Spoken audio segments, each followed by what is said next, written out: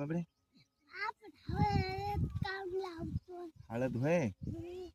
हळद हे काय बापू सौभाग्यवती स्त्रीचं लेणं आहे. आपल्या घरी जर एखादं पाहुणी बाई आली ना आपण तिला हळद कुंकू लावती तू आई तुझी मम्मी काय करते हळद कुंकू लावती का नाही. तशी ही आपली काळी आई आहे ही.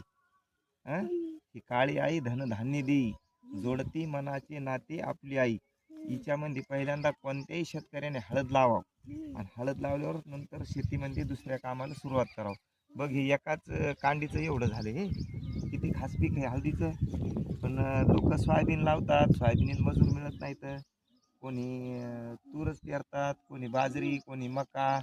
ते पाणी पाऊस आला तर त्याचा खराब होतोय.